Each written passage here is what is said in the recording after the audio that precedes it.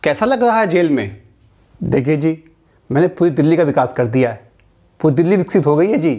बस तिहाड़ ही बचा रह गया था जी, तो उसे विकसित करने चले आए जी। लेकिन आपके मोहल्ला क्लिनिक की हालत तो बहुत ख़राब है। मैं 5-6 मोहल्ला क्लिनिक देख कर आया हूँ। कहीं पर गाय बैठी है, कहीं पर कुत्ता बैठा है, कहीं बकरी, तो कहीं सुअर बैठे हुए हैं। रिसेंटली हमने जानवरों के लिए भी 21 मोहल्ला क्लिनिक खुलवाए हैं। आप वहाँ से होकर आए हैं। ये आपने मफलर फिर से पहन लिया है, ऐसा क्यों? पिछले 10 सालों मैंने लगभग सभी लोगों के दुख दूर कर दिए हैं जी। कुछ लोग बचे हैं जिनका काम नहीं हो पाया है जी। वो लोग गुस्से में हैं। बस वो लोग कभी भी तमाचा मार सकते हैं, तो इसलिए पहन लिया है जी। कुमार से याद आया, आप लोगों ने काफ़ी रातें एक साथ बिताई थी, फिर ब्रेकअप कैसे हो गया? आदमी विश्वसनीय नहीं था जी वो। बस केवल नाम में ही विश्वास था। वो धरती की बेचैनी समझता था, पर केजरीलाल की नहीं। नमस्कार दोस्तों, आज हमसे बातचीत करने के लिए मौजूद हैं एक ऐसे शख्स जो अपने आप को भगत सिंह की औलाद बताते हैं, जो दिल्ली का विकास करते करते जेल पहुंच गए। शराब के क्षेत्र में इन्होंने अद्वितीय कार्य किया है। शराबियों के लिए इनके द्वारा किया गया बलिदान पूरी दुनिया में याद रखा जाएगा। आइए स्वागत करते हैं केजरीलाल जी का जेल से। नमस्कार केजरीलाल जी। नमस्कार जी। तो कैसा लग रहा है जेल में? बहुत बढ़िया जी। आपको जेल में पिलो बहुत अच्छा मिला है। जेल में भी ऐसा तकिया मिलता है क्या? ए जी, ये पिलो ये मैं सत्येंद्र जी से उधार लिया है जी, इंटरव्यू के लिए। आपका टाइम कैसे कटता है यहाँ पर? हम तो काम करने आए हैं, काम कर रहे हैं जी। जेल में कौन सा काम? अच्छा, पहले आप ये बताइए कि आप जेल कैसे पहुंच गए, पूरी प्रोसेस समझाइएगा। मेरे साथ षड्यंत्र किया गया है जी। षड्यंत्र किसने किया? मैंने खुद किया है जी। आपने ऐसा षड्यंत्र क्यों किया कि आपको जेल आने की नौबत आ गई? देखिए जी, मैंने पूरी दिल्ली का विकास कर दिया है। पूरी दिल्ली विकसित हो गई है जी। बस तिहाड़ ही बचा रह गया था जी, तो उसे विकसित करने चले आए जी। कीचड़ में भी कमल खिलाना है जी। नहीं, माफ़ करना जी, जेल में भी झाड़ू चलानी है जी। वैसे ये काम तो आप बाहर से भी कर सकते थे। आप बिल्कुल सही कह रहे हैं जी। मैंने सत्येंद्र को, मनीष को, संजय को यहाँ भेजा, लेकिन उनसे हो नहीं पाया जी। अब पूरी कैबिनेट को तो यहाँ भेज नहीं सकता हूँ, तो मुझे आना पड़ा जी। आप कह रहे हैं आपने दिल्ली को विकसित कर दिया है, वहाँ सारी सुविधाएं प्रदान कर दी हैं, लेकिन आपके मोहल्ला क्लिनिक की हालत तो बहुत ख़राब है। मैं 5-6 मोहल्ला क्लिनिक देख कर आया हूँ। कहीं पर गाय बैठी है, कहीं पर कुत्ता बैठा है, कहीं बकरी, तो कहीं सुअर बैठे हुए हैं। दिल्ली की हालत बहुत ख़राब है। आपका क्या कहना है? दिल्ली की हालत कुछ ख़राब नहीं है। आपको बीजेपी के चश्मे से बाहर निकलना होगा। रिसेंटली हमने जानवरों के लिए भी 21 मोहल्ला क्लिनिक खुलवाए हैं। आप वहाँ से होकर आए हैं। देखिए, हमें पता है दिल्ली को लंदन बनाना है, तो हमें बच्चों, बूढ़ों, महिलाओं के साथ साथ जानवरों की भी केयर करनी पड़ेगी। आपके हिसाब से आपने ये षड्यंत्र रचा था, तो आप लोग इस षड्यंत्र से बाहर क्यों नहीं निकल पा रहे हैं? जेल के अंदर जो आता है वो बाहर नहीं निकल पाता है। आपकी इन्फॉर्मेशन गलत है जी। संजय जी को मैंने खुद बाहर भेजा है। What about Manish? वो तो काफ़ी दिन से जेल में है। आपको पता है, वो बाहर 18 डिपार्टमेंट हैंडल कर रहा था। अगर दारू का विभाग निकाल भी दिया जाए, तो उसको यहाँ पर 17 डिपार्टमेंट के काम निपटाने हैं। उसमें थोड़ा समय लगता है जी। काम निपटाने के बाद वो भी बाहर हो जाएंगे। जिस दिन जेल का विकास हो गया जी, उस दिन सब के सब बाहर चले जाएंगे जी। आपके नेता आए दिन मीडिया में बयान देते रहते हैं, अब उनका नंबर है जेल जाने का। इसमें कितनी सच्चाई है? देखिए जी, जेल तो सबको आना होगा, ट्रांसपोर्ट मिनिस्टर को छोड़कर, क्योंकि ट्रांसपोर्ट मिनिस्टर का यहाँ पर कोई काम नहीं है। जैसा मैंने कहा, हमें जेल का सर्वांगीण विकास करना है, इसलिए सब मिनिस्टर को यहाँ आना ही होगा।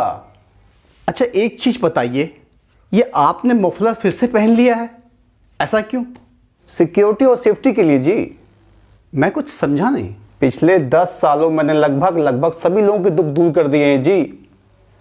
कुछ लोग बचे हैं, चुल्लू भर लोग बचे हैं जिनका काम नहीं हो पाया है जी, वो लोग गुस्से में हैं।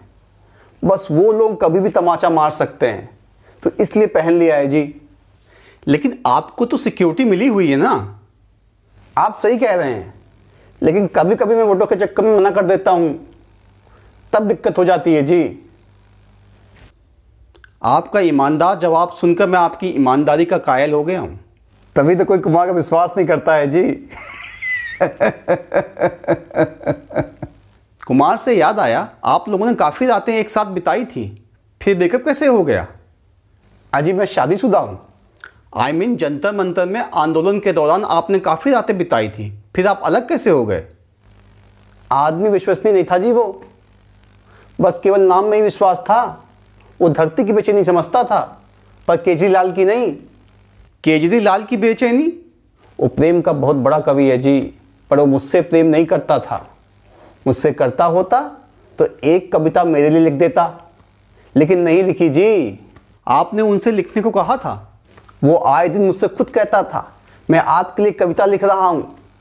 रोज कहता था। मैंने कहा लिख ना, जनता भी परेशान हो गई है, मैं भी परेशान हो गया हूं, पर उसने नहीं लिखा।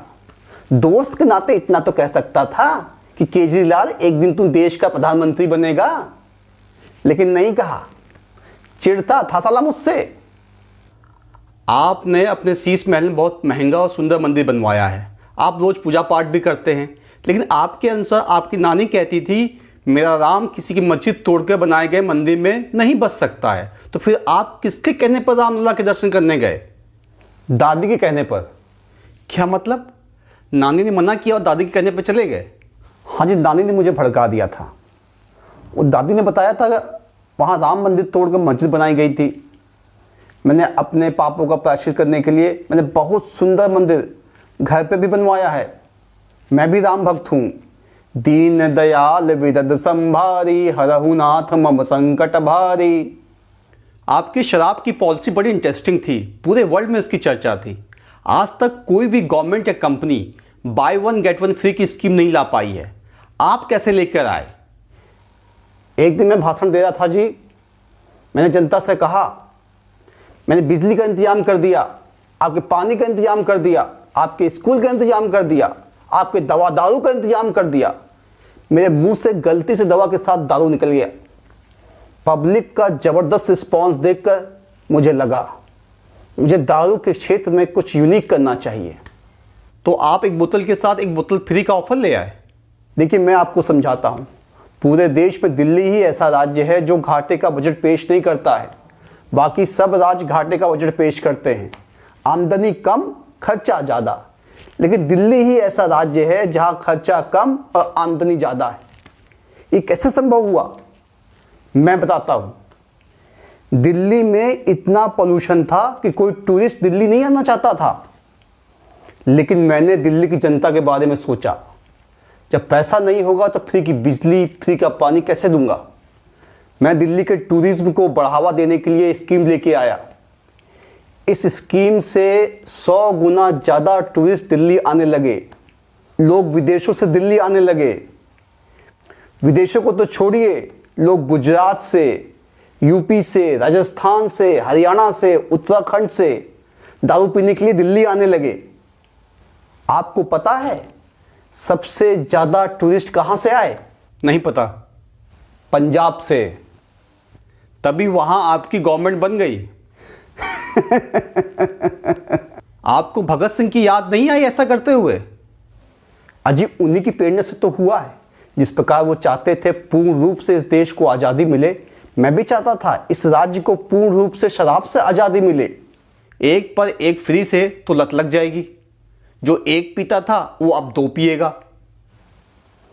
मेरी सोच थोड़ी अलग है जी।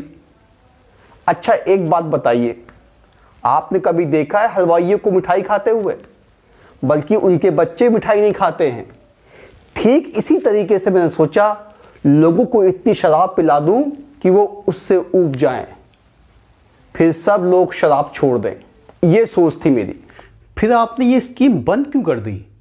पीछे से सप्लाई नहीं हो पा रही थी, खपत बहुत बढ़ गई थी जी। आपने शीश महल बहुत बढ़िया बनवाया है। आप पर लोग इल्ज़ाम लगाते हैं कि आपने बहुत पैसा खर्चा किया है, वो भी कोविड में।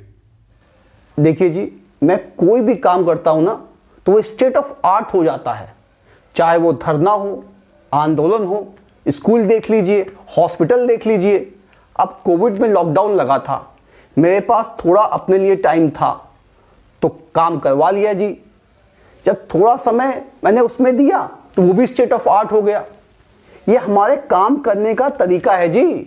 दिल्ली में पोल्यूशन दिन पे दिन बढ़ता जा रहा है, आपको 10 साल हो गए हैं और आप कुछ नहीं कर पाए। देखिए जी, ये सही नहीं है। मैं मानता हूँ पोल्यूशन ख़त्म नहीं हुआ है, लेकिन पोल्यूशन में भारी कमी आई है। मैं अपना एग्जाम्पल देता हूँ जी।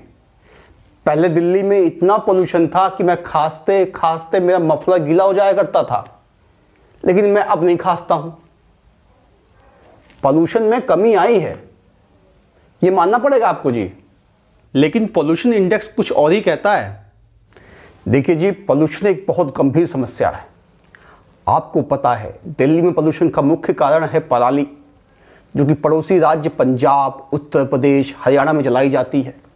इसके लिए हमने एक लॉन्ग टर्म प्लान बनाया है जी, जिसके तहत हमने पंजाब जीत लिया है जी।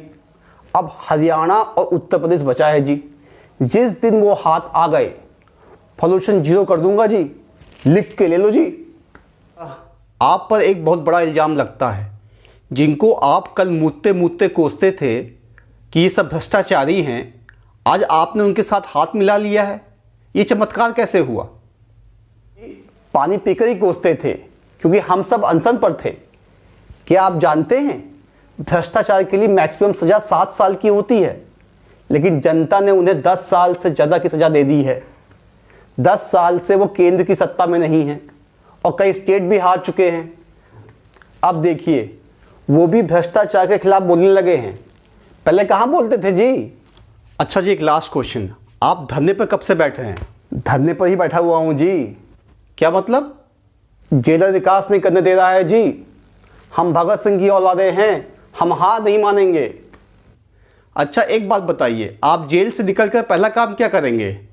आम खाऊंगा जी। एक आम आदमी के मुखिया को गवर्नमेंट आम भी खाने नहीं दे रही है। हम आम लोग हैं, अब आम भी ना खाएं। केजरीवाल जी, आपसे बात करके बहुत अच्छा लगा। आपका समय देने के लिए बहुत बहुत धन्यवाद। नमस्कार। बहुत बहुत धन्यवाद जी।